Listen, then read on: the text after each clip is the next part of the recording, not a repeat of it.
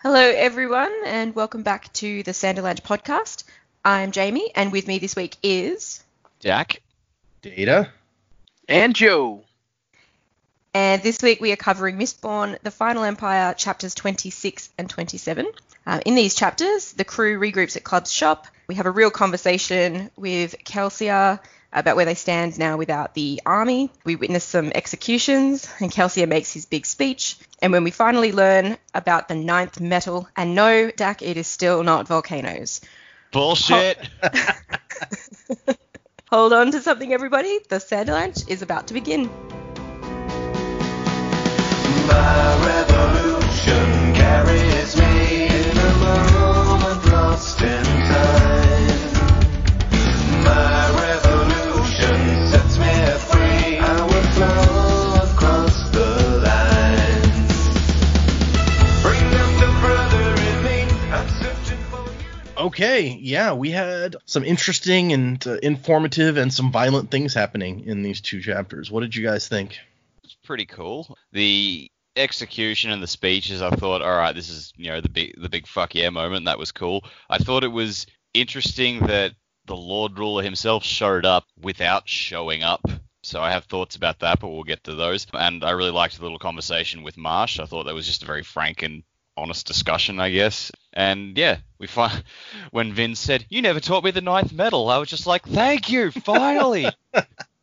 He was saying what we were all thinking. Yeah, and actually, there's a bit in the annotations here where he's just like, I worry the scene took too long. You've probably been wondering for quite a long time what the ninth metal did. And that concerns me because you'll wonder why Vin didn't get around to figuring it out. But he felt like this was the first exactly place what that I it really wanted. worked. Yeah, exactly. Like, you're like, why didn't Vin ask about this before now? And so he's like, he says that he felt this is the first place it really worked because Allomancy is a very complicated magic system, and he wanted plenty of time for you to get used to it before delving into some of the more odd aspects. That's fair. Yeah, gold is pretty odd in this demonstration.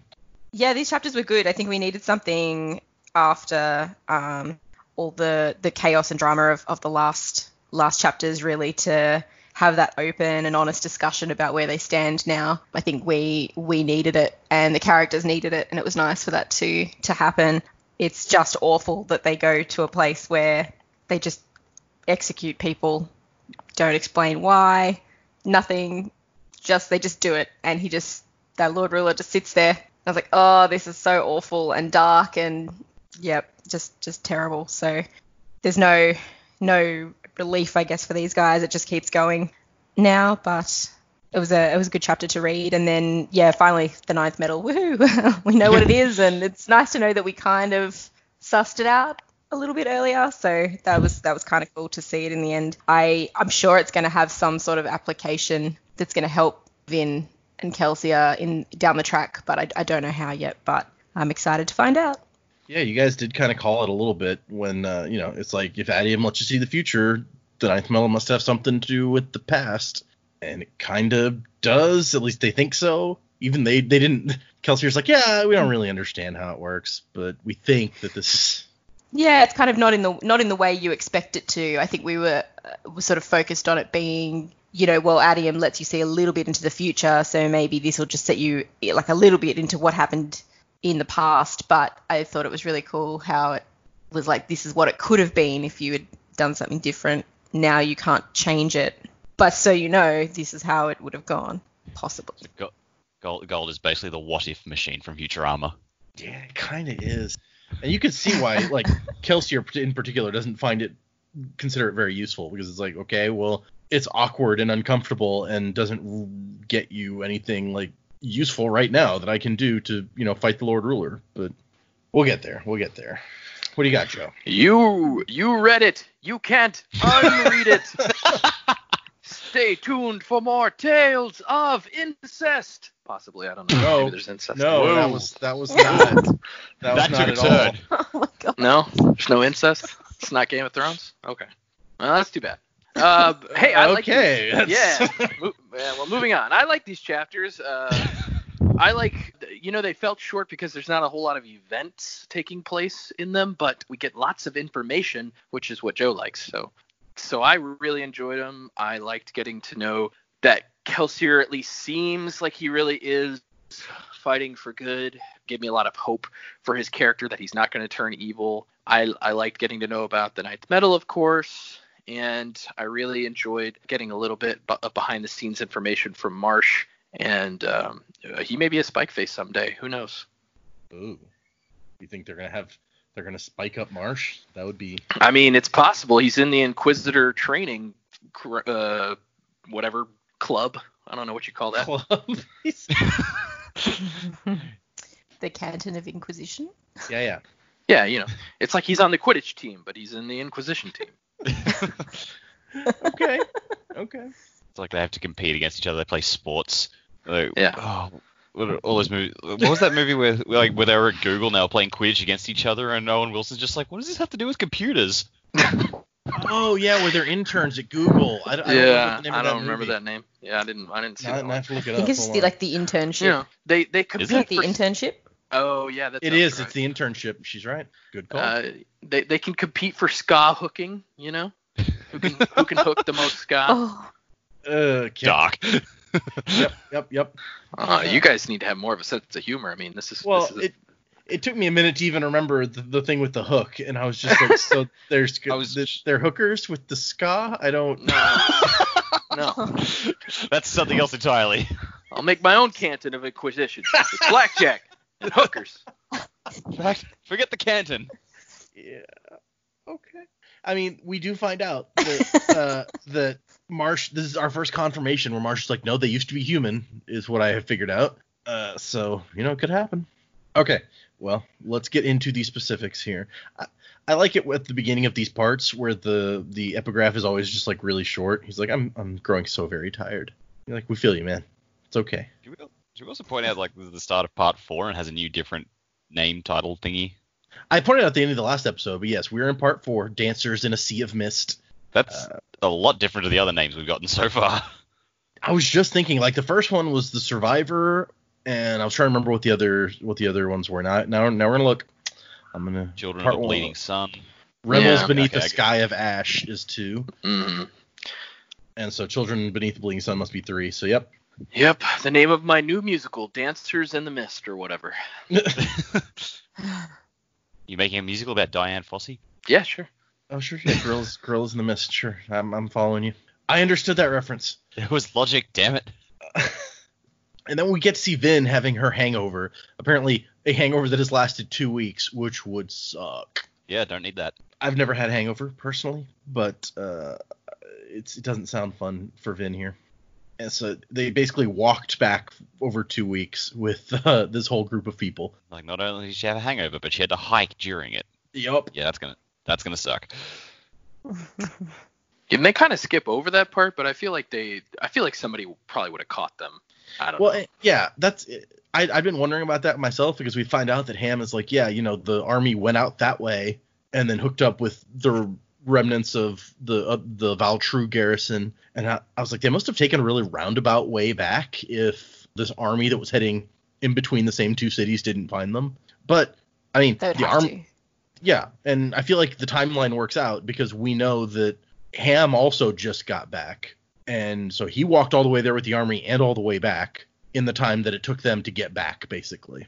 I assume they walked. They said it takes 2 weeks by canal boat, and they clearly went about twice that fast, since it seems to have taken him a week each way. So I assume there's like a march or something. I guess, yeah, we just don't know enough about the geography of the area. Yeah, the map's not super helpful, although now I want to bring up the map to... let's see, Final Empire map. Thank you, Google. Let's take a look here. You guys can't even see what I've just Googled, but I'm looking at it, so... Yep, maps are great for podcasts. Yep.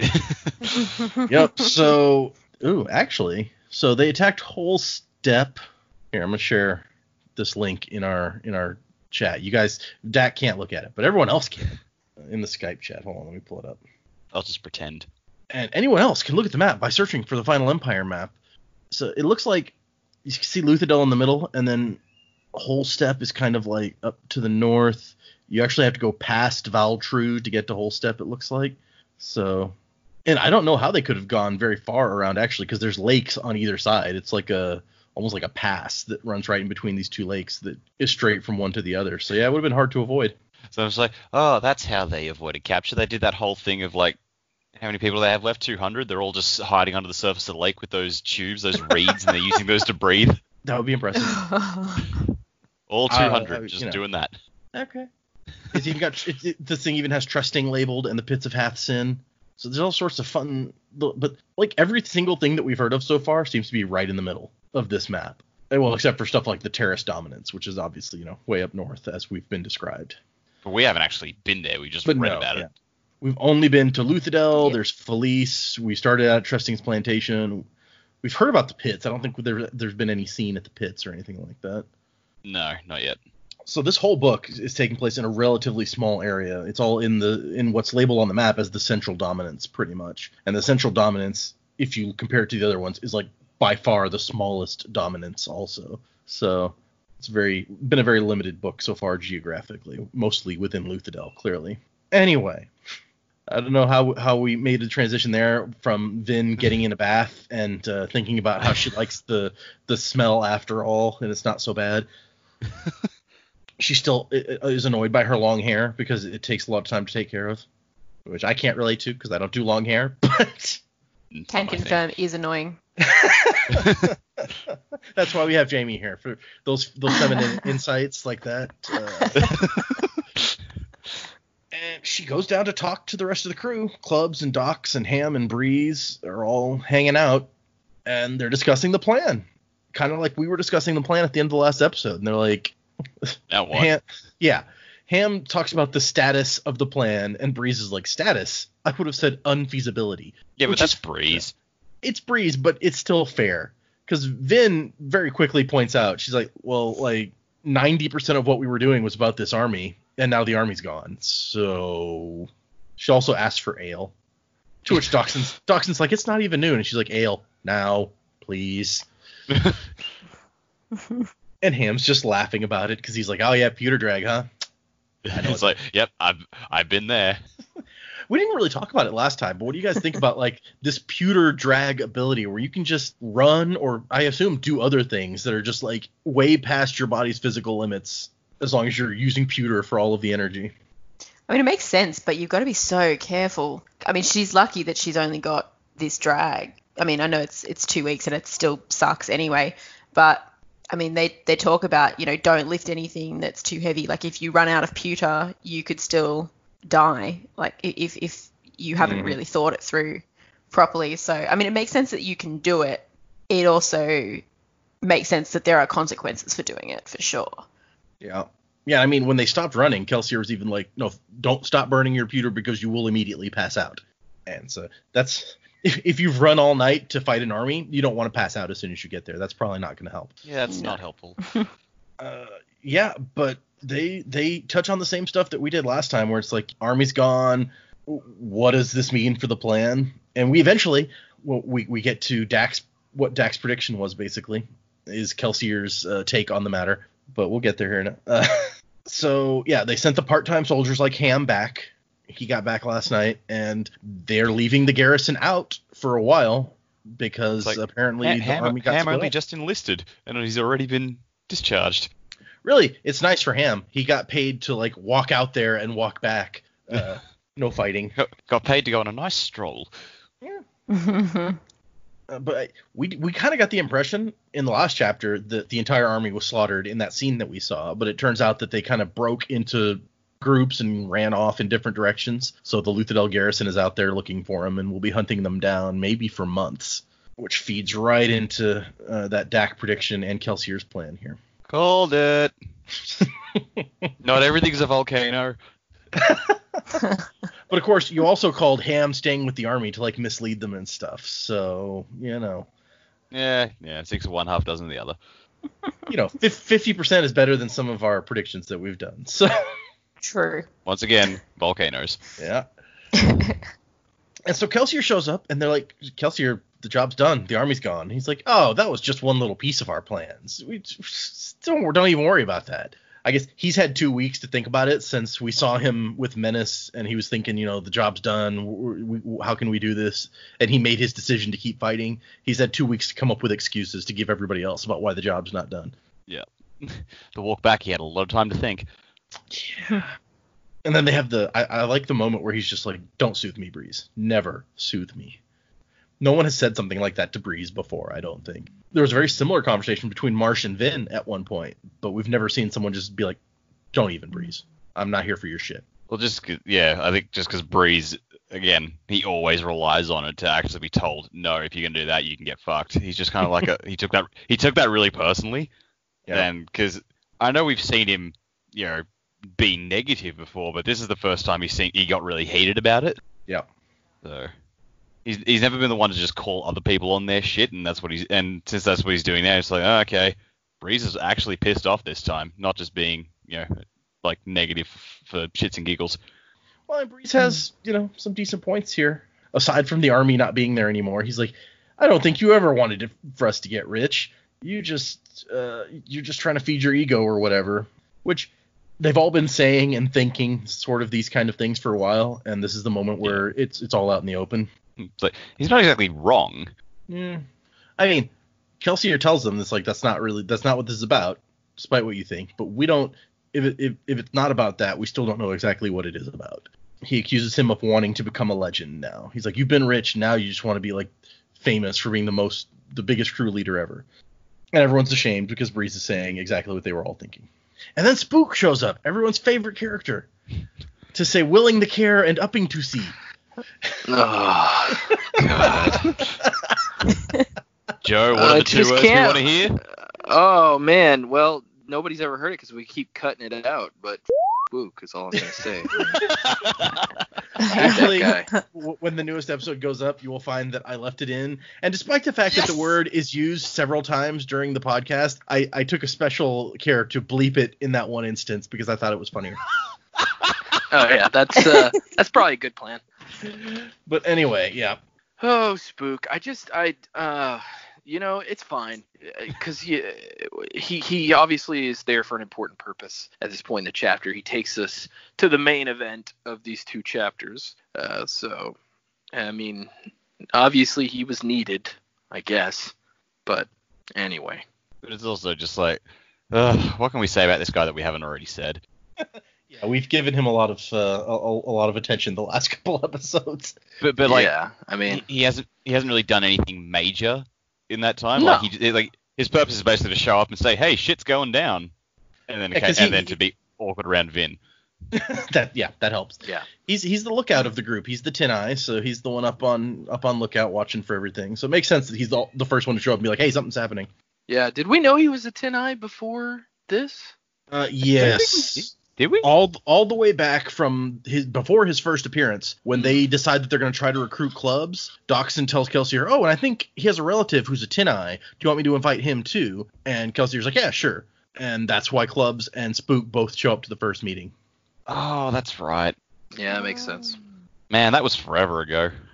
Right. This is episode 13, I think, so that's 13 weeks at this point. I've said it before. This is a really weird way to read a book. Yeah, a little bit, but fun. That's always my response. I'm just like, but it's awesome, especially it is. for me. But yeah, it just means like the occasional little detail like that, and it's like, dude, that was like 6 world crises ago. I don't remember that. That's why I'm here, to remember things for us, because I've read this book like 50 million times already, so I can pick up on these things. And it doesn't tell us what's happening at first. Did you guys immediately jump to, because all we get is like, we're going to watch, and then Ham's like, I avoid these things for a reason. Did you guys predict what we were about to see, or what did you think? Honestly, I thought it was like the Lord Ruler was going to go out into the courtyard and give a speech, and they just kind of didn't want to be. Hammond was just like, I don't want to be at these things. It makes me feel weird. But yeah, it was a lot darker and and worse than a speech. The Lord Ruler's going to give a speech, and he just goes on and on about the 5th century. I just don't care. I think though the fact that he didn't make a speech makes it even worse. It's just like, come here, you are literally only here to watch this. If he could make a speech, he didn't even get out of his carriage. No, I know. Yep, couldn't be bothered. Yeah.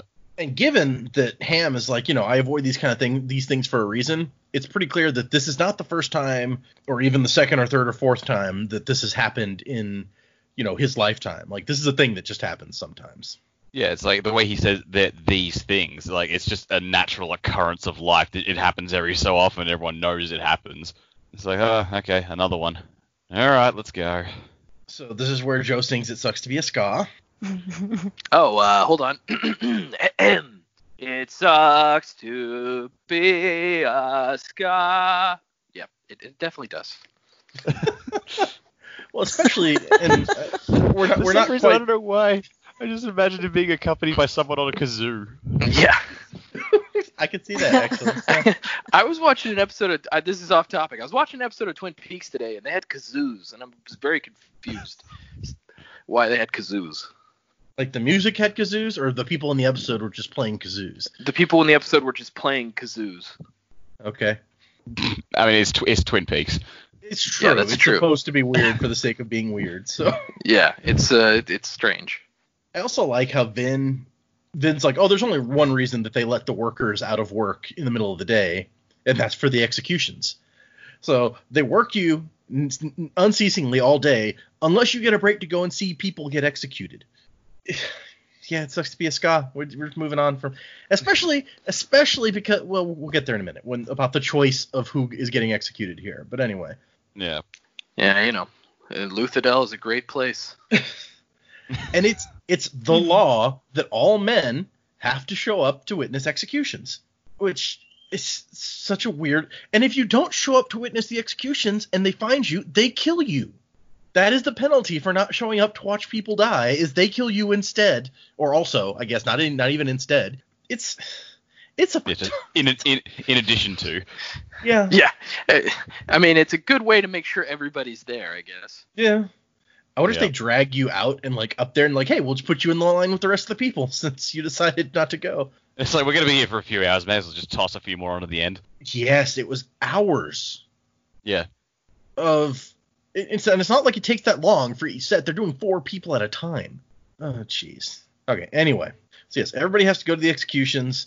And they push their way through the crowd to one of the buildings right on the edge of the square. And then Doxson bribes some guy to kick everyone off the roof and let them have the roof to themselves. Which, Awesome move. yeah, that's really baller of Doxson. He's just like, we're going to need the roof. Everybody get off! Imagine, just tackle everyone else over the edge for us, okay? Yes, sir. Like anyone would notice. I also like when they get up to the roof, Kelsier's first thing is like, smoke us clubs. It's I don't know why, but I find that to be like a very, I don't know, action movie or like just a cool one-liner where he's like, smoke us clubs. He's gonna say that when they burn down the palace. He's like, hey, clubs, smoke us. And then he puts on the sunglasses and then there's like, yeah! Yeah, see, exactly. It's that kind of line. Yeah. And then the immigrant song kicks in. It's like, I come from the land of the ice and snow. That would fit for Zazed, actually. That is true. I find out that the noblemen, for watching executions, they get their own bleachers where they get to hang out. Like they're at. She says they're lounging as if they were watching a show or horse race. I was waiting for the people walking around with like the snacks to sell. I was like, hot dogs, get your hot dogs here. Peanuts, get your peanuts. They do have servants holding up parasols against the ash to protect them while they're witnessing these things. I mean, that just seems practical. You're not wrong. They also have commemorative pendants with ska blood inside them. Oh, Wow. That's dark. And 8 Inquisitors are here. And we talked about before how Kelsier said there's about 20 of them in the Empire, and half of them are here at any given time. So it seems like 8 is how many are hanging out in Luthadel right now. Unless some of them don't attend. I assume that they're all attending. Well, like the impression I got is like they said, all right, roughly 10 of them are in the city. So let's assuming that it's exactly 10. Just make an assumption. There's 8 here. I'm just like, okay, so presumably the other 2 are the ones going up, rounding up the people who didn't show up to the executions, and they're dealing with them. Well, could be, yeah. Let's see. All the Inquisitors are lined up, and the Inquisitors, all the Obligators are all lined up, and the Inquisitors are there too. And I also like, she says there's something distinctive about the posture of the Steel Inquisitors, which, I don't know, maybe it's having like spikes through your face that. Turns out they also have one through their spine. They stand up really straight. That's the only reason it's there too, is for posture purposes. Yeah. No, they're like Wolverine. They've got spikes going all the way through their skeletal structure. Oof. Ugh. And Vin points out her dad finally, and it's a very dramatic moment where Kelsier's like, "That's your dad," and I like the note that like nobody else can tell what they're talking about. Like Dockson's like, "Who? I can't see," because Vin and Kelsier and Spook all have tin to enhance their vision, and everyone else is just standing on the roof like, "What are you people talking about?" We didn't bring binoculars. But it turns out that her dad is the leader of the Ministry, like the most high-ranking obligator, even above the Inquisitors, the Lord Prelan, as he's called. Have we Or heard of is this guy it? before? Tavidian? I don't think that. Well, now I'm going to search the book for it, but I think this is the first time the name comes up. Yeah, I don't remember reading that name before. But come on, guys. We all know that's not her real dad, right? Yeah, I'm with you on that. No, this is the first time the name's mentioned. Okay. Honestly, I'd just forgotten about the fact that she'd mentioned she'd seen her father by this point. So much has happened, and then she brought it up. I'm just like, oh yeah, that is a thing that happened. Yep. She saw him at a party. Or the very first party she went to, I think, if I'm remembering correctly. I think it was, yeah. Yeah. I don't know that I've ever seen my dad at a party. I don't think you probably have, no. No. Unless it was a family event, like Yeah. Christmas Like type I'm not thing. talking about like a birthday party. I'm talking like a ball, a party. Have you ever been to a ball? Yeah. What kind of ball? A debutante ball? All right, I'll allow it. Yep. That is the sort of thing that you would expect parents to be at. You'd think, but yeah, not my dad. There's reasons. It wasn't my debutante ball. Yeah, I was gonna I say. see. I wouldn't. Everyone's learning new things about Joe. He's disappointed at the lack of incest, and he had a debutante ball. No, I didn't say I was disappointed. I just thought maybe You it was totally going to happen. You're like, oh, it's not there. Oh, I said it's not Game of Thrones. Yeah. Okay. But yes, her dad is super important. Kind of makes sense given how powerful she is, and it's supposed to like be a whole bloodline thing. Or maybe her dad's even more important than that if Joe's theory is correct. It could be. It could be. Yeah, I'm running on the assumption that like Reen either lied or was wrong. Or that It's may just- be his dad, and he thinks it's both of their dads. That's also possible. Yeah. I mean, to believe that the Lord Ruler never got down, I mean, that's just plain gullibility. Oh, I like the deep dogma cut there. I don't know how many people will recognize the Chris Rock voice, but that was good. I haven't watched that movie in so long. I really should. Neither have I, but that's one of the reasons because it's not on streaming. I've got a DVD. That's like one of the Smith movies that you cannot stream. Well, and it's also like they didn't put it out on. Is it on Blu-ray? Like there's a whole thing where it's not out because Weinstein owns the rights to it. And wouldn't release that's it for right. anything.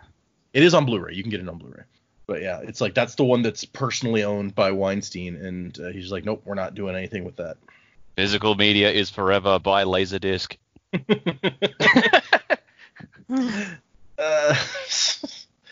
Laserdisc.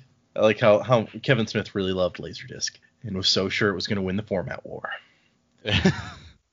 Oh man. Anyway, so then the Lord Ruler shows up, right? Kinda.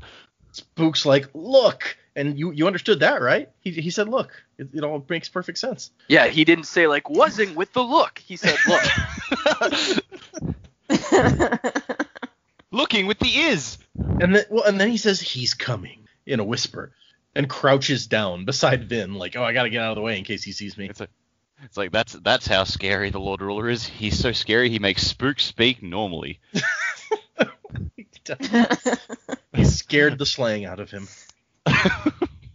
And so there's a black carriage drawn by a pair of massive white stallions, moving with a sense of inevitability. And Vin's just like, yeah, if somebody fell under that, they would just keep going. They wouldn't give it at all. And Breeze is impressed because the Lord Ruler is soothing tens of thousands of people at once. And he's like, I can get up to like a couple hundred on my best day. And Spook continues to speak normally. He says, it makes me want to fall, to just let go. So he did. He had the slang scared out of him. Mm-hmm. Kelsier tries to, counteract the Lord Ruler's power among his friends. And when Vin realizes, she kind of helps. Although, we found out later in the chapter, she's like, oh yeah, I stopped that at some point.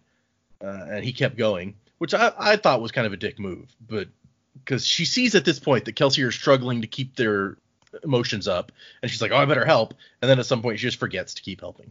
Well, there's a lot going on. Yeah, and I read that more as like it was kind of hard for me to keep going, so I kind of just edged off. That's how I read it, but maybe she is just a jerk. I think she's a teenage girl watching thousands of people get executed in front of her, and and a god is sitting down there in a carriage. She's probably freaked the fuck out. And I also it's a small note here, but while Vin and Kelsier have been using their tin so far, Spook has not been brave enough to turn his tin on until he's like, Uncle, you're really the burn, right? And Club is like, yeah, you're safe. It's fine. And they don't recognize anyone in the carts full of people being taken to be executed. 10 huge carts full of prisoners. And they think that, it's captured soldiers or something, until Kelsier says that it's mostly women and children. And Ham's like, the families of soldiers? And Kelsier's like, no, they wouldn't have taken time to identify dead Ska. And Ham's like, well then... And Breeze has to tell him, they're random people. They are random people chosen to be executed to punish the Ska for harboring rebels. And Kelsier's like, no, it's not even that. The Lord Ruler probably doesn't know or care that they came mostly from Luthadel, this rebellion. He probably assumes it's like all the other rebellions out in the countryside thing. He just wants to remind everybody who's in charge. Yeah, it's kind of just, we make an example and then you all spread the word. This is what happens. This is what happens, Larry. Wow. This is what happens when you meet a stranger in the Alps. Yeah. So there's no announcements made. They never explain to anyone apparently why these executions are happening. They just execute like hundreds of people and make everybody watch. And honestly, I think their system for making sure everyone watches is kind of ingenious. Because they have this seems to be designed specifically for this purpose. Because you're packing like tens of thousands of people into the square to watch the execution. How are they going to see really from so far away? They have these fountains that spray the water up into the air that are designed with 4 little bowl-shaped things and are on a 5-foot high pedestal. And they chop heads off and send the blood into the fountains, so the fountains start running red. It's very dramatic and ingenious and really messed up. Mm-hmm. Of all the Lord Ruler's plans over this 1,000 years, this seems to be the most effective. Because apparently he's as dramatic as Kelsier. Oh yeah, it really is about the drama of the thing. It's because it's not even like it says. It's not, he doesn't even say like there was a rebellion and this is what happens. It's just like watch and remember that I can do this to any of you anytime. And the 4 Inquisitors start chopping. 4 of the Inquisitors start chopping off heads with obsidian axes. And I was like, they've got to have some really good muscle control because they're at this for hours. Their arms get really tired. Well, we know they can burn pewter too, right? Yeah, I guess. And Spook wants to know why Kelsier doesn't do something to save them, as if that would work. He's going to go down there and fight 8 Inquisitors and the Lord Ruler. Although it makes you wonder what the Lord Ruler would do if somebody showed up and started to fight. Does he just tell his carriage to take off, or? Yeah, would he actually bother to get out? I mean, he probably wouldn't need to get out. He could probably just use enough allomancy from inside the carriage to do whatever he really wanted. We still don't know. We still haven't seen him do anything personally. It's an interesting... So, what are you saying? It's an Oz situation? It's like, pay no attention to the man in the carriage. Honestly, I wasn't going to say it just yet. I was going to save it for later, but that is where I'm getting at this. I think that the Lord Ruler, I think he is powerful, but I don't think he's... Honestly, I don't think he's mobile. I get this impression of this old, decrepit man who's basically tied to an iron lung. He's got all his allomancy powers, but he doesn't have any basic motor functions anymore. He's just sort of laid out on a stretcher. I think the original plan for the Star Wars movies was Emperor Palpatine was just going to be like a puppet, and Darth Vader and the Moffs were going to control the Empire, and I think that's what's happening here. The Lord Ruler is a figurehead, and he has the allomancy, and he can roll that out when he needs to, but I think the real control of the Empire is in the hands of the Inquisitors. Well, we do know that at least one regular old obligator outranks them. Maybe he's he might be the guy who has the ultimate power in this situation. Everyone thinks it's the Lord Ruler, and they're all focused on that, but no one's paying attention to the guy who's got real control. So maybe Vin's dad is the Lord Ruler behind the Lord Ruler. And then Joe could be right and wrong.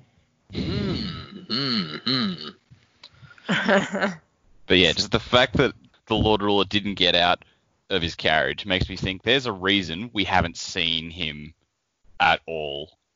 I mean, you could make the argument it's like, gods don't need to be seen by the people. But if that was the case, why'd he come down at all? Like, why do they have this carriage and say, oh, the Lord Ruler's definitely in there. You can't look in there, but he's definitely there. Believe us. Something about it is very suspicious to me. I'm trying to find if there's any indication of if they could see anything in the carriage. I don't remember offhand. The only thing that is said in the chapter is that Vin thinks she can see his silhouette in the carriage, but that's as much as she can see. So yeah, I don't know. Dak may have something going here. I agree. It seems odd that he comes all the way down and doesn't bother to get out. Of course, then he'd have to walk among the hoi polloi. What kind of god emperor does that? Walking? That wasn't part of the deal. Exactly. Well, just think of like in 300 when Xerxes is carried up on that big palanquin, and then when he steps down to the ground, the slaves form a staircase of their backs so that he can walk down. Maybe the Lord Ruler will just stand on the backs of some scars, like, now walk forward. That would be appropriately dramatic, yeah. Yeah, but yeah, you can't even bother to do that. God, that was a weird sentence. But yeah, I think he's tied to an iron lung or something. Maybe the carriage is just like his incubation chamber or something. I don't hear gasping. Sorry, you had me thinking about The Big Lebowski again with the guy in the iron lung. It's that same scene. Oh, yeah. So. Oh, yeah. Completely coincidental. Yeah. It's just, or maybe I planted that early on specifically to put that in your head. I'm that underhanded. Okay, so here's where Kelsier gets his big speech, and he points out to the nobility and is like, "Look how terrible they are. They're laughing at what's happening. Can you really tell me they don't deserve to die by my blade?" It's very dramatic. It's very Kelsier, this whole thing. Justice. And he admits that he wanted to grab the Adium to like help support the new government, basically. And he goes off on this whole thing where he's like, Yedin's gone. He was our excuse to pretend to be thieves while doing something good. We don't have that excuse anymore, so now we have to admit what we're really doing, and that it's about stopping this horrible thing that's happening. And he tells them they can leave, but if you leave, the war is still happening, and it's been happening for 1,000 years. You'll just be ignoring it. And even there's a really nice moment in here that I'm now trying to find where he points out that he's like, I recruited you specifically, Ham, Breeze, Dachshund, and Clubs, because you have reputations for honesty, even charity, and that I had to have people who actually cared if this plan was going to about people, if this was going to succeed, which fits with all the way back at the beginning of the book when Kelsier shows up in town and he tells Dachshund who he wants to have at the meeting. The smoker that he suggests is dead. Dachshund's like, yeah, they got him. And Dachshund suggests somebody else, and Kelsier says, no, he's a good smoker, but he's not a good enough man. And this kind of brings that full circle to let us know what he was talking about finally. So what do you guys think of his big moment here? It was a good speech.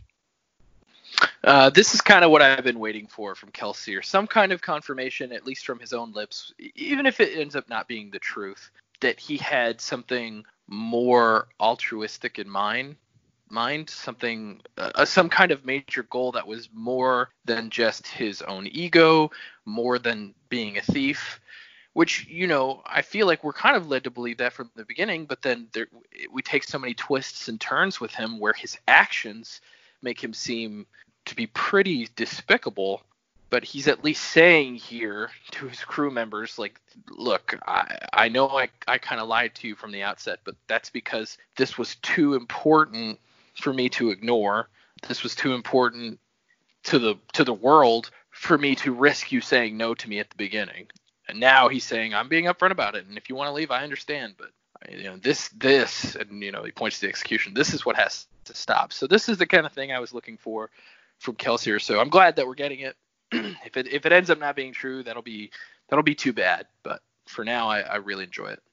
Yeah, I think Joe earlier on said that he's given back hope, and I think that's what I really took away from this. It was like, no, you are a good guy. You are really trying to do this for the right reasons and try and make a better place. So yeah, I think this was a really good moment for his character and for the other characters. Like finally they can sort of be on the same page again. It picks them up, but it also brings them back together, and having a little bit of faith in Kelsier. He's not just trying to be this leader or the next Lord Ruler, which is something I think we were all a bit afraid of with how he was behaving, but he really does still care. And the most important part of this plan is to help the Scar. It's not about the money, it's not about the adium. Every other reason they've got is gone. But I think we finally have a little bit of faith back in Kelsier, which is really important. So I think it was a very good moment. It's good. It's good his speech landed home with all of us reading it, because I think this is an important moment in the book, and if it didn't land with you, then it would not be very effective moving forward. So that's good. He also says, as a follow-up, he's like, look, you guys have to stop questioning me. Because everyone has been having these whispered discussions, and Breeze brought it up to his face that they're like, you are like building yourself up so much, you and the 11th metal and all this stuff, that it seems like it's about you. And these are actually concerns that he still never answers. He doesn't explain it. All he says is, if you're going to stay, you have to stop that. You have to just trust me. So I don't know. Do you guys think there's something deeper here that he doesn't want to explain, is the way I'm reading it, but I don't know if anybody else is getting that. Yeah. Well, there's always another secret. Yeah. I still hold to my prediction that he will become a villain at some point, but I think this is an excellent speech, and it's definitely motivated by the right intentions. I think it's, again, similar to what happened to the Lord Ruler. I believe that he becomes a bad guy by trying to do the right thing, and he will remain convinced that he is doing the right thing, and that's going to lead to him doing horrible things in the name of justice. Like, he's already done some. I think this is a good speech, and it shows that, like, yes, at the core of it, he does want to be a good person, but what he does as a result of that, and just the fact that he's still just saying, like, you have to trust me. It's like, well, you're just asking for trust. Like, you need, like, trust is a two-way street. You need to give it a bit, and you're not asking. You're not saying I'm going to trust you back. You're like demanding. I can't think of the right word. He's fealty almost. Like, you're just going to have to trust me. Deference. Yeah, sort of. Yeah. It's like I'm not going to explain it. You just have to trust me. And it's like, well, you got to give a bit for that. And while it's a good speech and it happened at a very convenient event, I guess, it doesn't seem like he's giving back what he's asking them to give him. I still believe Kelsier wants to be a good person and will do whatever he can to try and be a good person, but it's going to lead to I still think it's going to lead to a point where he just, what's the thing? It's like they keep doing these things and they can't tell where the line is anymore. That's Kelsier. I sort of read this a little bit as, like, yeah, he's saying you guys have to just trust me, but it's the you also can't question me sort of thing that doesn't sit so well with me. Like, they should, yes, there's trust, and that's one thing, but if they have got concerns about something, they should also be able to come to him and go, hey, dude, you're behaving like a real regular Lord Ruler over here. Like, what the hell's going on? His crew should be able to come to him with those concerns, and it feels a little bit now like he's just shutting them down, and it's like, nah, you're right. Like, you're either in or you're out. You must trust me, and I will do, regardless of how you feel about what I'm doing, I'm going to do it anyway, and you guys have to just deal with it. So I think that the speech is great. Yes, you have to trust me. Like, guys, I am on your side. That definitely had a place. And yes, there has to be trust, but if they don't understand why he's behaving the way he's behaving, that trust isn't going to come. And especially when they're now told, you don't even ask me about it, don't question me, that doesn't sit right, I don't think. Because now they have to go into it knowing that, well, they can't come to him if they're concerned about his behavior. Like, they also don't know where exactly this is going because he's still not fully divulging the plan. Like, he's got to give them something to go off here because, yeah, what happens when they do realize that he's descended into madness and they've walked down this hole with him because they've just had to blindly trust what he's doing. Yeah. It's never a good sign when the boss is like, you are not allowed to ask me questions. So, yeah, there's a worrying aspect there. And I feel like, to Dak's point about the parallels between Kelsier and the Lord Ruler here, I don't know if it was last chapter or the one before that, when the journal entry from the Lord Ruler from back in the day is like, I still feel pain when I see tears in some child's eyes, and when I've lost that, I'll know that, I'm really too far gone to be saved, or something like that. And then this chapter, the Lord Ruler sits there and apparently ordered and watches the execution of a bunch of children who did absolutely nothing. And in one of those same epigraphs, he's like, nobody dies by my hand, but I wish there'd been another way.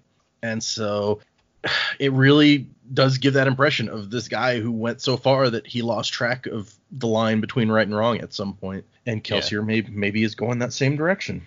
Yeah, I think the Lord Ruler's line was like when people die by my hand, it's because they have to. I wish there was another way, but there isn't. That's just an uncomfortable phrasing. Like, it means like when you kill, you've brought all these people out to the plaza and you're chopping heads of women and children off right here, and you still believe, by your own admission, you believe that's the right thing to do. Yeah. Well, and he has had 1,000 years of experience with different governing forms at this point, and tried some different things, and thinks this is the best way to go. So you almost wonder if maybe he knows something that we don't and has a point there, but it doesn't seem like that's possible. Yeah. Like a massive Sinestro situation. The most terrifying villains are the ones who are convinced they are doing the right thing.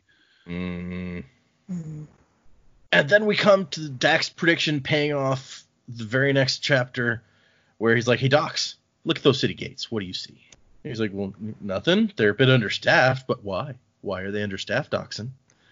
Because the garrison is gone. It's a great scene between these two, and he's just like, yep, they're going to be gone for months. So look, part of our plan was getting the garrison out of town. And honestly, if you go back to when they were first coming up with the plan, aside from the part about the Lord Ruler and trying to find a way to take care of him, this was everybody's biggest issue. They're like, the garrison is there, and there's no way for us to get around them. How can we possibly get rid of the garrison? Well, here we go. It's done. Yep. But it cost them a whole lot, he says. And he even says, I wish to the forgotten gods that those boys hadn't died. Which I think is the first time we've heard that particular expression, the forgotten gods. But it is, but from what Sazed has talked about in the past, it's like not at all surprising that is a phrase. Yeah. Well, and especially because the people on our crew are always swearing like by the Lord Ruler and stuff, and it kind of bothers Kelsier that they consider him a god to the point that they even swear by him. So he would be looking for something else to say. Yep. He's like, I got to make it catch on. I'm taking it back. But it's also interesting given his conversation with Sazed, like he doesn't believe in any gods, does he? Definitely doesn't seem like it. No. So like, yeah, I think he's saying that it's a lot for their benefit, so they can hear the fact that you can actually swear by something else. I think he's saying that's just as another little nudge there to them. It's like Lord Ruler isn't the be all end all, guys. It's just a subtle way of throwing that in there. Mm-hmm. And so they start working on the new version of the plan, where they've still got 2,000 guys left. They're going to recruit some more, get them in town, and we come to something that if you go back and read, I don't know if it ever felt super clear, but it's mentioned or implied several times what the point that Kelsier makes here, where Ham's like, but the garrison is going to come back and they're going to have to fight them. And he's like, what is it that you're always saying about those garrison guys, Ham? And then Ham's like, that they're mercenaries. And so Kelsier's like, yep, once we have the Lord Ruler's money, we get his army also. And so, yeah, I don't know if you guys picked up on it, but there are several little things dropped throughout previous chapters when they've discussed this, that was pretty much always Kelsier's plan, that they would be using this money to bribe those guys to work for them. Which makes sense. complete sense, yeah. With the way that Ham has described them to us. Yeah. And so, yeah, they're developing a new plan. Everybody's on board again. And it says the crew seemed to grow more confident, but Vin turned back to the square, to the fountains that ran so red they seemed completely full of blood. And, this is where Joe mentions, it's like, with her tin, she could barely see a silhouetted figure inside the Lord Ruler's jet black carriage. So, yeah, she's not quite as on board, because she's like, we still haven't figured out how to beat that guy, the guy from the logbook. And then we get into a much longer epigraph than the previous one, where the Lord Ruler finally figures out why Rashek hates him so much. And it's because he thinks that the Hero of Ages should be some Aterisman. And I like the little line that he's like, he thinks that I wear the piercings of the hero unjustly. So it's interesting that we hear that the Lord Ruler wears like jewelry as part of his fashion thing to get the nobleman to wear metal or whatever. And then here we find out that he has the piercings of the hero, quote unquote. So those things feel to me like they kind of go together. Mm-hmm. I can see that.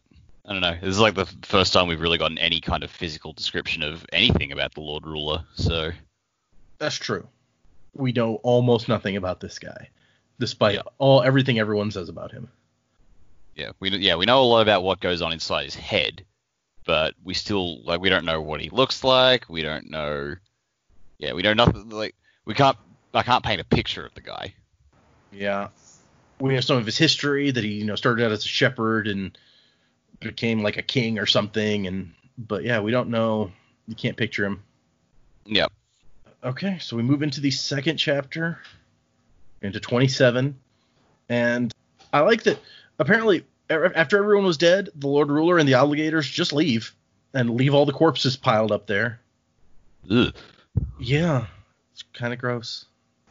I give you one guess who has to clean that up. Does it suck to be a ska or doesn't? Yeah. Oh. Well, actually, the thing that I thought about, the really concerning thing is, they're just leaving all this out in the plaza, and we know life for the Scar absolutely sucks, and there are homeless Scar living on the streets there who probably don't have access to a lot of food. So, I see where you're going with this. Not a That's pleasant dark, thought. Not a pleasant thought at all, but try and tell me that doesn't make sense. Yeah, it kind of does.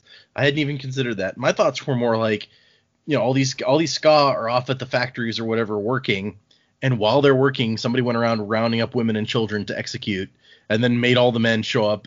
So imagine seeing your family roll by in one of these cages. Yeah. Awful. Yeah, it's not nice. I'm gonna skim past the cannibalism and hope that they have a better system within the city for taking care of these things. We live in hope. Yeah, well. So they're starting to plan, so in some more detail, how the new plan's going to go. And basically, they need to focus on some recruiting and some training, and they need to focus on the noble houses more. Really get them going at each other. Which includes bringing Breeze and Dox in to start, pretending to be noblemen in a more limited capacity. And they have to take out the biggest house, the really important ones. And everyone turns and looks at Vin, and she's just like, what? It's House Venture, Vin. Whisper, whisper. It's the most powerful. Gonna have to talk to your boyfriend.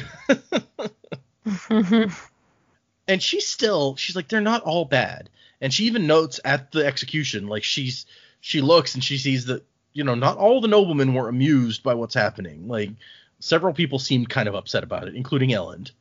And so she's like, they're not all bad people, these nobles. And Kelsier's like, well, yeah, but Strathventure's super bad. And he's the head of that house. So you can't really use that argument here. I do like that she notes you wanted me to stay away from Elend until all of a sudden it became necessary for you, you dick.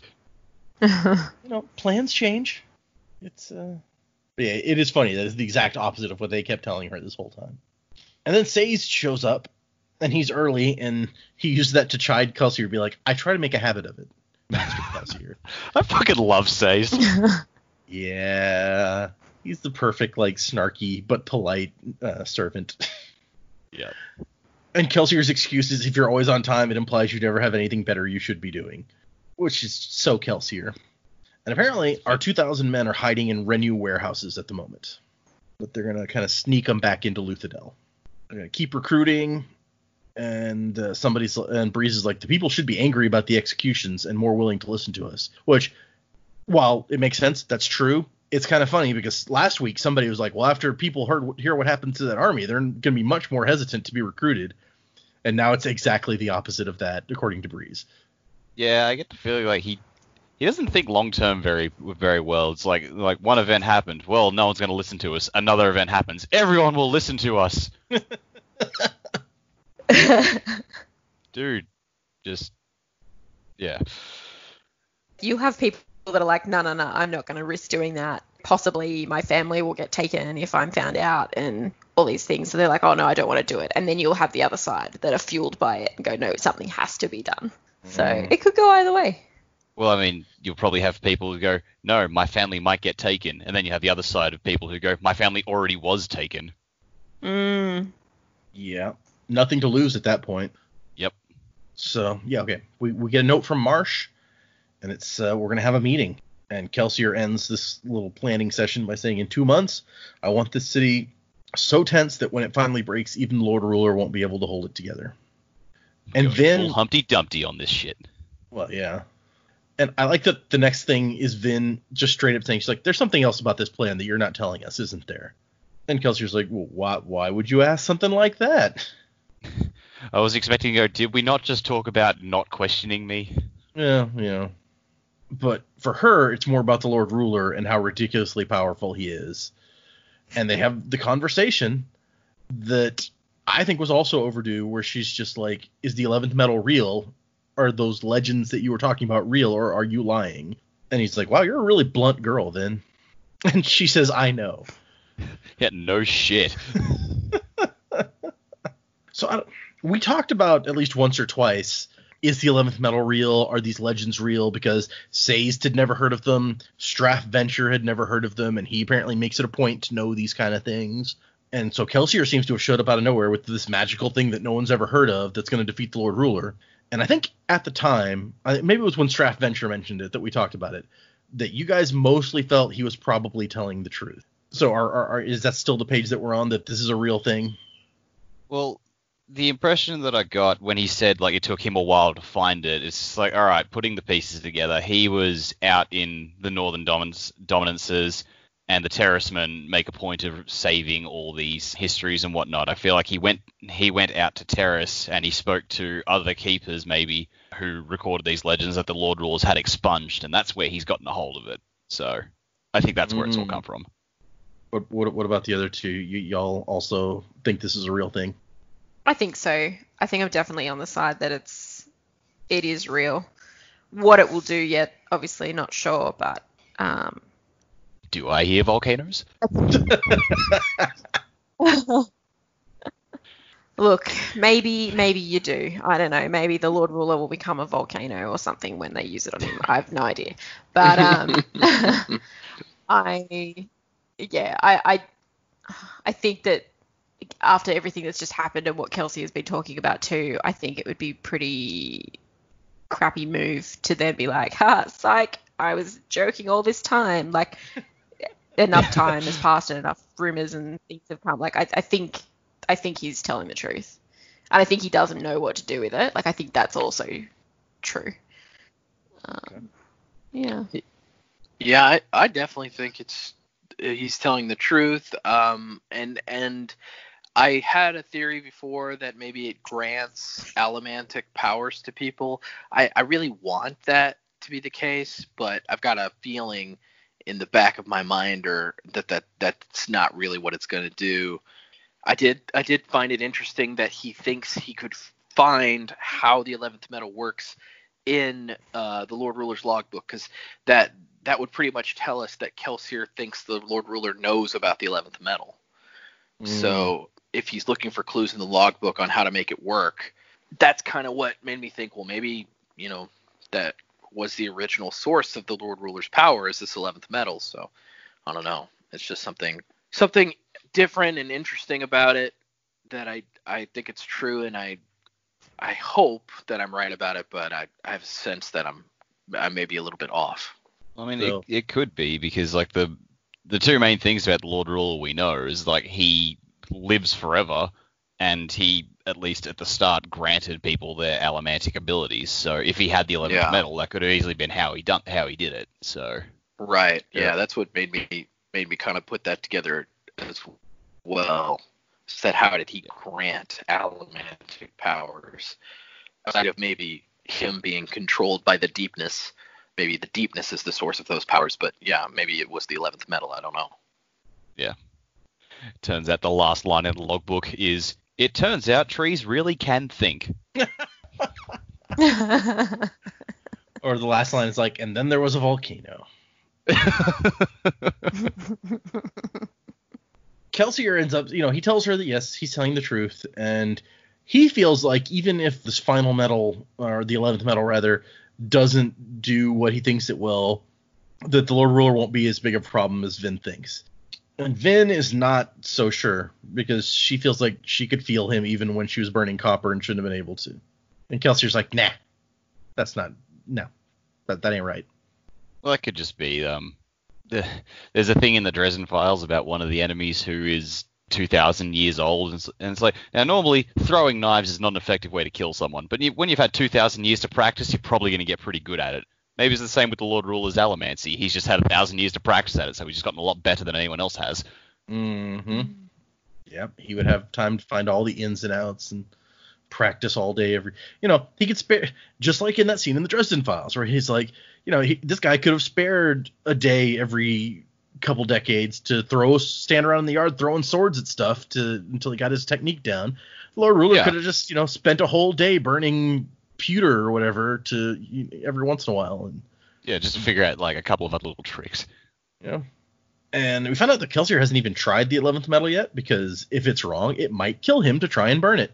Which is probably the smartest decision Kelsier has ever made. Oh yeah, that's a lot of impulse control for Kelsier in our experience here. Admirable restraint. Yeah, I don't want to die. I've got stuff to do.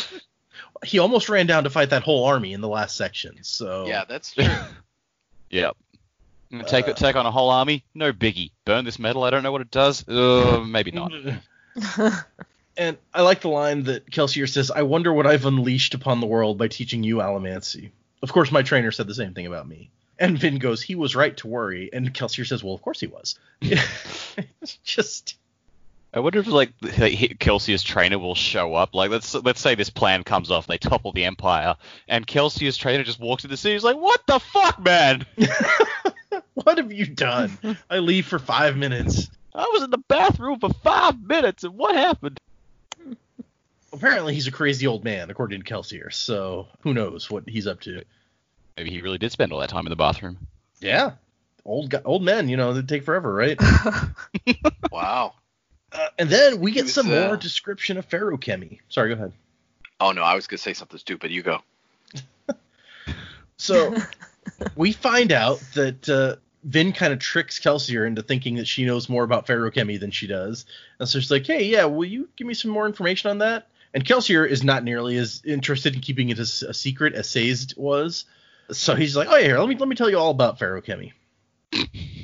So they can store strength and endurance and eyesight, just like allomancy powers that we get, but they can also get stuff like memory, physical speed, clarity of thought, physical weight, physical age. So I don't know. Do you guys see that being useful in any way? I mean, in my brain, physical speed, that makes a lot of sense. That could be hella useful. Clarity of thought, maybe. Is storing your weight or your age going to help you in any way? Well, this could go a long way to explaining why the Lord Ruler has been around for 1,000 years. Like, if he's cracked that secret of storing your age, maybe that's how he survives for so long. Well, but with ferrochemy, the way Kelsier explains it is like, you have to, if you want to be twice as strong for an hour, you have to spend 2 hours storing up 50% of your strength or whatever. I don't know how that would work with age. Like, if you want to be Well, no, but 5 years younger, you have to be 5 years older for a while. Yeah. Well, I don't know how all that works, but it goes back to what I said a few episodes ago about the Lord Ruler and allomancy could be a corrupted version of ferrochemy. So maybe the Lord Ruler's cracked some different method of like what started as their age storing process and like converted it somehow into another means. Maybe that's the 12th metal. I don't know. The 11th metal might keep you young because it's corruption of this version of ferrochemy. I get what you're saying. Okay. Yeah. I still suspect that allomancy is the Lord Ruler's experimenting with ferrochemy and turning it into like a completely different set of powers. Like they have their same roots, but it like I think allomancy is the orc to the ferrochemy's elves. Tolkien reference. Nice. Yeah. Okay. I like where you're going with that. So does one of the metals also make you super heavy? Like this is the metal that makes you fat. That would be. Look, I'm not ruling it out. Yeah, I almost thought of maybe that was like you could correlate that with a push and pull. It's like something that's heavy or light. Oh, okay. I kind of see where you're going with that, yeah. And other than the weird little details, he doesn't tell us much that we didn't already pick up from Sazed about they don't burn their metals, the energy doesn't come from their metals. We do find out that you can only access a store of energy that you created. You can't like take someone else's metal mines and use them. It's fairly cool. That sort of makes me think anything you can do, you need to put in the hard work first. Yeah, it's true. It's actually a very I can't think of the word. A good form of magic. That's like you got to put in the work in order to get the benefit. Very balanced. Yeah. Yeah. And interestingly, the one other little detail he gives us is that an allomancer can only burn pewter to become so strong, but there are no limits on ferrochemy. If you store up enough strength, you can be 5 times as strong as normal, 6, 7, 8, whatever. So you could be super badass if you stored the right things. I like to think about, if you could store speed and strength, then you could be super strong and super fast and win pretty much any fight, I think. Although he does point out that Atium still has the advantage over that. So there's no Atium never came into ferrochemy at all? Well, actually, no. That I guess if it only comes out of this one particular spot in the world in the pits of Hathsin, which the Terracemen don't have access to, no, of course it never would come into ferrochemy. Disregard. Well, and I mean, we don't know that necessarily because it might be that Atium is used to store something. It's just very different from how it's used in allomancy. Well, that's it. Like, Say's, like, this is part of Say's culture, and he's just like, well, I'll tell you a bit. I'm not going to tell you everything.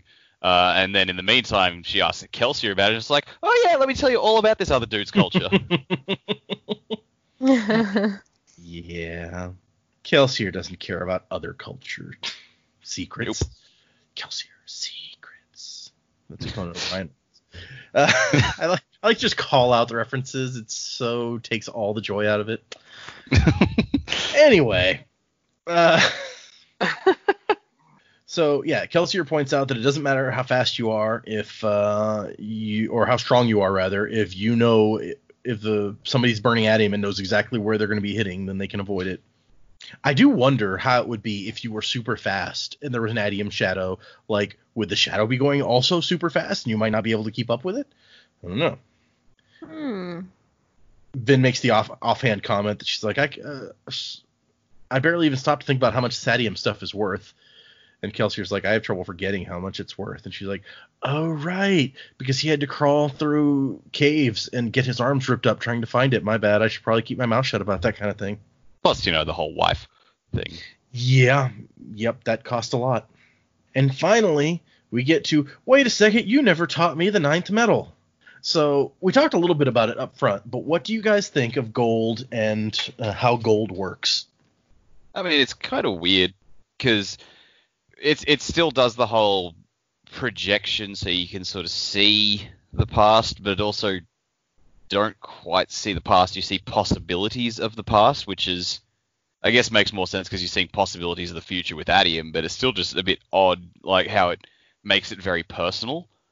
And yeah, I don't know. It's weird. And, Kelsier spends the entire conversation going, yeah, I know, right? It's totally weird. And I don't know. The impression I got is like, okay, so you can see yourself if certain decisions hadn't been made. And honestly, I know I keep harping on about this, but it made me think, all right, so at some point, Kelsier becomes the bad guy, and then Vin basically forces him to take gold, and he sees what he could have been, and that's what defeats him, maybe? Or maybe that's how they defeat the Lord Ruler. I don't know. They show you this is what you've become, this is what you could have been, and he just has a mental breakdown realizing how far he's fallen. I feel like at least one villain at some point is going to get defeated that way. Yeah, that person from the logbook would probably be very upset to see where he ended up. Yeah. That's an interesting point. He starts out the thing by just telling her, Vin, burning gold is a really uncomfortable experience. And he was not lying. I guess using the gold, it's very from Vin's trial with it, I guess, it was very internal. Like it was herself that she's looking at. Can you use that to look at someone else? Like they go, yeah, it's uncomfortable. We don't really use it. Not sure what application it's going to have, but I mean, yes, it could lead to your own self-destruction or whoever's using it. But I think it would be really interesting if you could see someone else's past or like what they could have become or what they have become and where they were. You know, I think, yeah, if there was a way to do that, because I mean, even Kelsier is kind of like, this one's not really important. And I just think that it's going to have more importance than what they give it now. And it could be very interesting for them to see if there was a way you could almost use it on another person. You know, like the Adium, you can predict other people's moves. And I just don't see the way that it's been made out for us now. There's not a huge amount of value in it unless it causes your own destruction. But you know, if the Lord Ruler, for example, if they were to go here, have some gold, like, is he even going to want to do that? Probably not. Yeah, Vin definitely doesn't want to do it again. So no. I don't. How do you? I'm really curious because this is a cool idea. How do you see it being useful to see somebody else like what they could have been, basically? Well, it might give them some idea. I don't know. It's kind of playing into my predictions a little bit for later in the episode, but that they could learn something about someone they already know with this. Yeah, I'm gonna keep that a little closer to my chest at the moment. Okay. Yeah. Like, are you saving that for predictions at the end of the episode, or are you saving that for like later in the show entirely? Look, I'm still working some things through. I think it'll probably come a little bit of this episode, but We'll see. Okay. She's mulling it over. Keep your secrets. I'm mulling it over. There's always another secret. What about you, Joe? What do you think about gold? Well, obviously good for self-reflection, I feel like. Vin has been self-reflecting, I feel like, a little bit throughout these chapters as the book has gone on. But this really lets her see kind of herself as she is, how she could have been if she had decided, I guess, not to trust Kelsier originally. So I really think, at least the way it's been used so far, it's really just a tool so that you can properly see yourself and see who you were at one point, who you might have been, and kind of get perspective on your life about what you need to do or how you need to behave to kind of be the person that you want to be, the person you want to self-realize as. It almost reminded me, it is different because we're talking about somebody in the past. It almost reminded me of in the Harry Potter series, in the first book, The Mirror of Erised, where you see something that you want more than anything else. It gave me that same kind of feeling. I know it's not really the same, but it gave me that same kind of feeling. She sees herself. Same thought, though. Yeah, she sees herself as she is. She sees herself as she could have been if she had made different decisions. That kind of internal portal to yourself or your desires, it reminded me of that. But yeah, really the way it's being used here at this point, unless you could practice with gold and use it in other ways, like maybe project it onto other people, unless you could use gold in that way, I feel like at this point, the way we've seen it, it's really more of a self-reflection tool.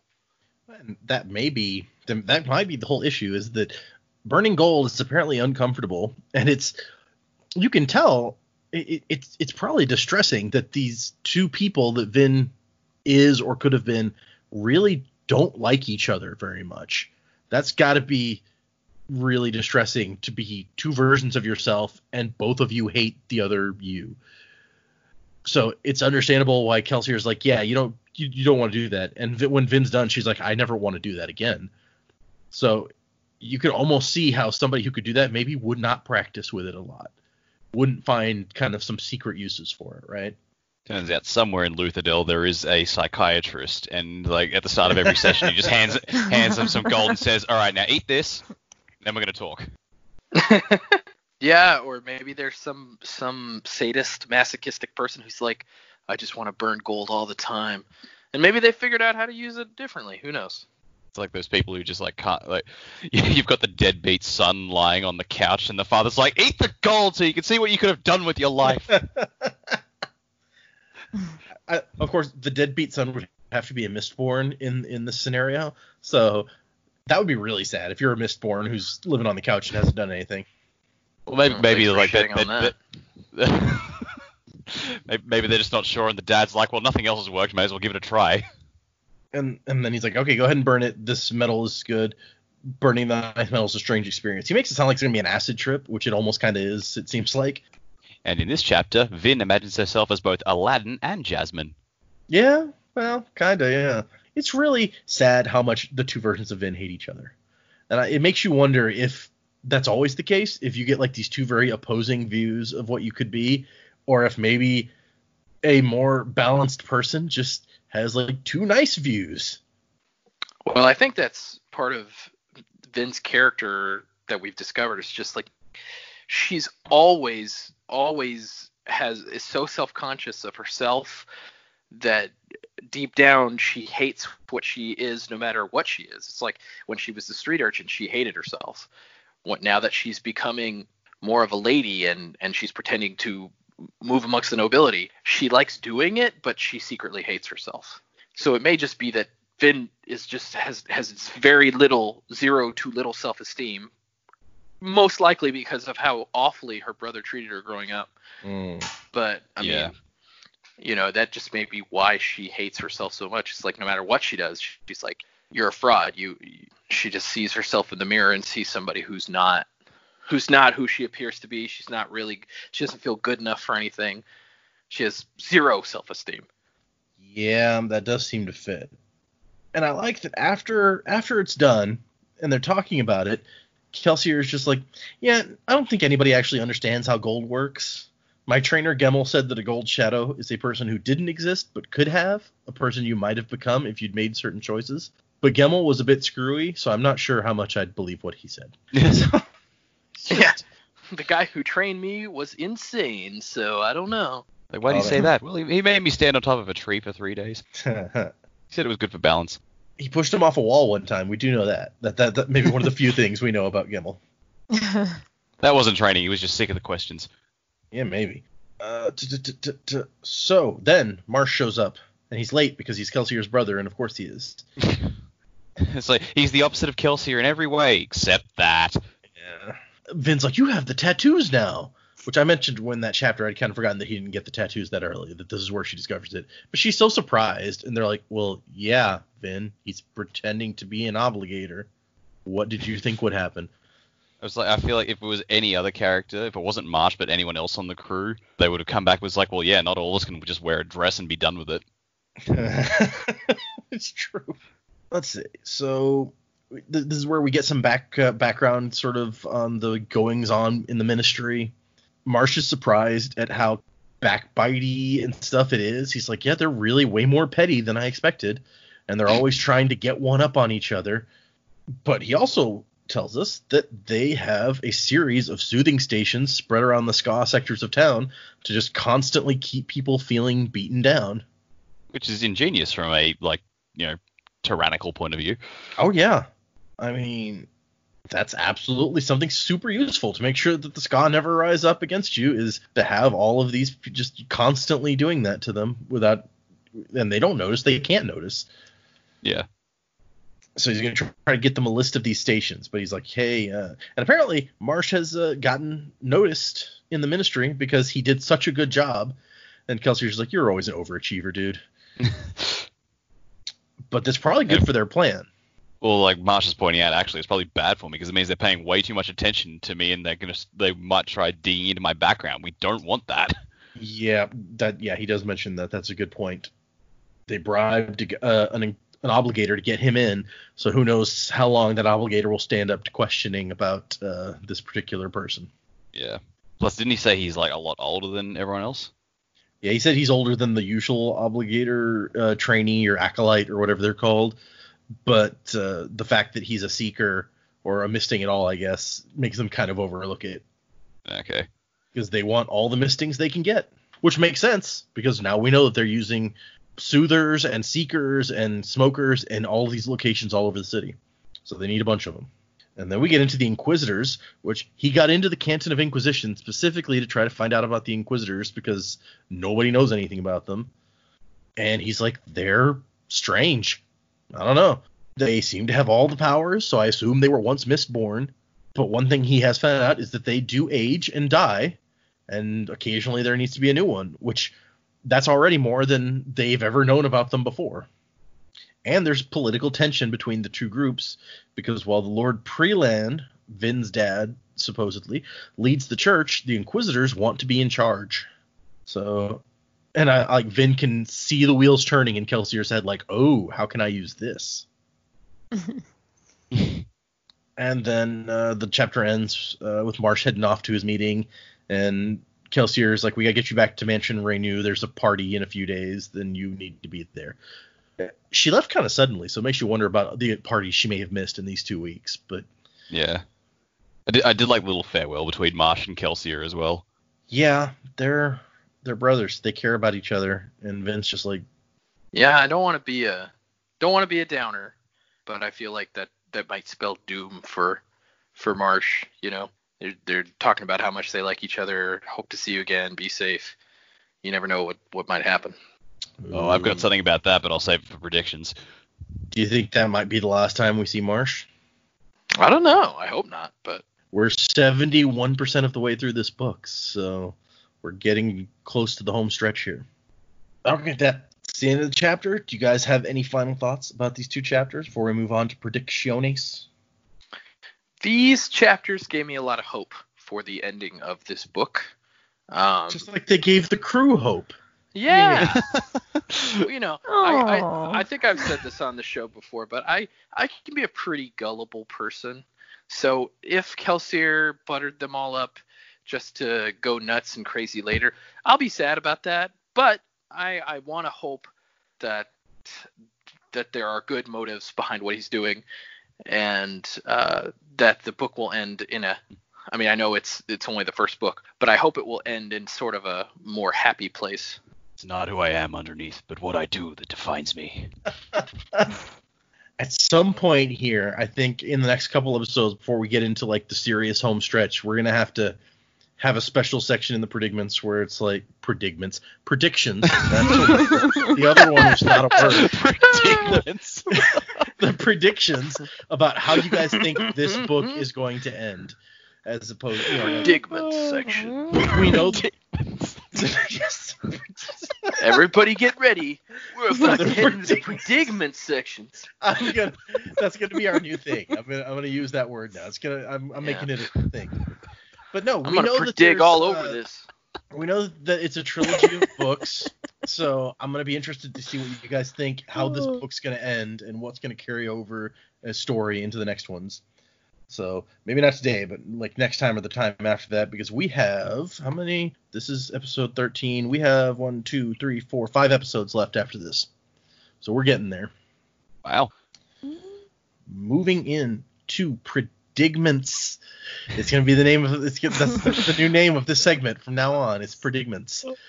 Does anyone have any predictions for our predigments section? I got one. So I think, like Joe's right, something unfortunate is going to happen to Marsh. I don't think he's going to die. I think that he's going to go so deep cover that he's going to wind up becoming an Inquisitor. Now he says, oh, they've got all the powers, so we assume they must all be Mistborn. But they may not. Like, they may be people who the Lord Ruler just grants more powers to, because we know he can do that. So as part of their initiation, they just get all the extra powers thrust on them. And I think in order to keep his cover and like just maintain as much as possible, Marsh at some point is going to become an Inquisitor, and then that's going to fuck with his head something terrible. So what happens to him after that, I don't know. But I think like in order to maintain his cover and keep things going, that's what'll happen to him. So, okay, now the wheels are turning in my brain about how this would work. So, does everyone discover that he's turned into one of these things, or is it like they think he's just disappeared and they don't find out that it happened, or like how do you? Because that has a lot of interesting story potentials. This idea. Well, just because we don't know much about the Inquisitors, it's sort of hard to peg. But like when those ones confronted Kelsier and Vin, they seem to show at least hints that they have individual personalities. They like taunting people, so they're not just drones. So at some point, like, you know, the crew might be meeting in a house, and all of a sudden the door gets kicked in, and then in walks the Inquisitor, shaved head, spikes in the eyes, and it's like, what the fuck is this? And then he grins and says something, and Kelsier goes, Marsh? Like full telenovela style. Yeah, sure. He's like, hello, brother. So would they fight each other then at that point? Well, I don't know. I feel like the Inquisitors all seem of a pretty singular mind. So maybe they have one of those, you have to fight off the brainwashing, I like it this way sort of fight. Ah, interesting. Okay. That would be extremely dramatic. I'll give that to you. Which, yeah, Kelsier loves drama, so maybe. Yeah. I mean, yeah, as I said, I don't know if all that will happen, but I'm fairly convinced now that Marsh is going to become an Inquisitor down the line. Okay. Interesting. I like this possibility. Maybe the spikes are the 11th metal. Kelsier's going to have to make Marsh an Inquisitor. Ooh, that could be interesting. Really sad. Yeah. But we already know Marsh has said, he's prepared to give his life to the cause, so maybe he will just accept that. Mm-hmm. It's like, brother, do it. They'll discover that that's how they get their powers or something, and that's how it works. Yeah. You just got a constant steady supply of that metal in your body. Maybe that would. Oh, interesting. That'd be dark. He has to stab his brother with stuff, and that's it. So is that how you defeat the Lord Ruler? You have to have like an Inquisitor on your side, and that's why the 11th metal lets you beat the Lord Ruler? Look, maybe. You got to have one that's not been brainwashed into thinking like the Inquisitors, but has to have the powers of the Inquisitors. So then Marsh gets to be like the ultimate hero who can beat the Lord Ruler. That would be unexpected, since he hasn't had like a huge role in the story so far. As my mind often does, I go back to Thor Ragnarok. It's like the Lord Ruler is Hela going like, you can't defeat me, and they just go, I know, but he can. And then all of a sudden, like, Marsh just bursts out, just like, the Lord Ruler's doom. I like it. Ooh, and we can play the Immigrant song again. Yes. Okay. Other predictions.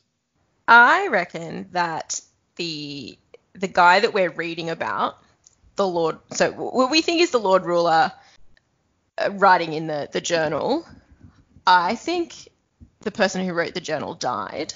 And instead of being like possessed by the deepness, what we see as the Lord Ruler now is just the deepness in like that body form. Like we talk about Lord Reno, and I think they've sort of said the word that he's a Kandra. Mm-hmm. And so that they can like reanimate the bones of the dead. Maybe the deepness is that. Ooh. So like I don't know. Space and stuff. That's cool. Yeah. So that's kind of where I'm thinking at with that. In terms of using the gold, I think if there was a way that you could use it on someone else, I actually think we would be able to see who the hero of ages is or could have been. And my thoughts are that in the epigraphs as well, they mention that Rashek thought a Terraceman of pure blood should have been chosen as the hero. So I don't think that our hero of ages is going to be like Kelsier or Vin. But I was thinking that maybe it could be Sazed. He could be old enough. He could have been around long enough. You know, maybe it should have been him. It explains why the deepness is trying to kill off all of the terracemen, because maybe that's who really can defeat him as well. But I think if you could maybe find a way to use gold, because Sazed being a terraceman and being a keeper probably wouldn't be able to use the gold the same way on himself because he's not allomantic. But if someone else could see that for him, that would work. The other thing I'm sort of thinking through is that maybe, like what Dak was saying as well, that allomancy is kind of this defunct ferrochemy. Maybe gold in ferrochemy does something that's really cool, and allomancy kind of has just missed the mark a little bit. So not so much, I guess, there's a couple of little predictions in there, but definitely thought process happening for me. I really like the idea that like someone uses gold and one of the like personas that pops up is the hero of ages, and like everyone around sees that and just like, oh fuck. Okay. I like that idea a lot. That's cool. I'm curious about a couple things here. First off, I like the whole Kandra taking the bones thing, because at the very least it could explain how this guy supposedly lives like thousands of years. If there's something else that took his body and it's just impersonating it, then maybe that thing doesn't age. And so that's why the Lord Ruler supposedly never ages. That totally fits.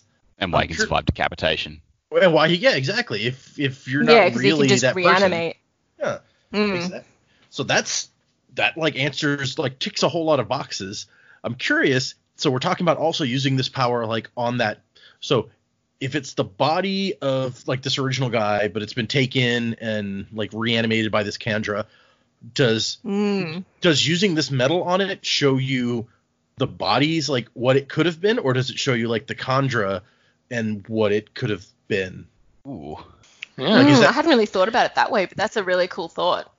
Maybe are we saying that so we're just going to call this thing the Lord Ruler. If the Lord Ruler was to use this, maybe, I don't know what we'd see though.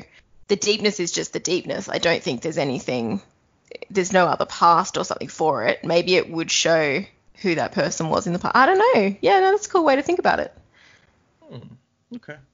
I don't know that we get the value of the Lord Ruler doing this. I feel like someone would have to do it to him. Right, yeah, it would have to be one of those where we talk the theoretical possibility that there's like a way to use it on him and like show other people. Okay, interesting.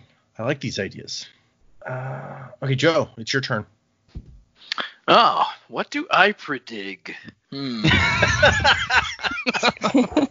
Let me see. I like where Dak and Jamie are going. That I've kind of had the thought that the Lord Ruler are maybe being possessed by the deepness for a long time. So I definitely like that. I like that idea that he's not even there anymore, that it's just the deepness that's reanimated his corpse. For me, I predict that our friends will find a way to defeat the Lord Ruler and everything will be happy at the end of the book. Okay. Yay! No, I say that because I really don't have anything specific today.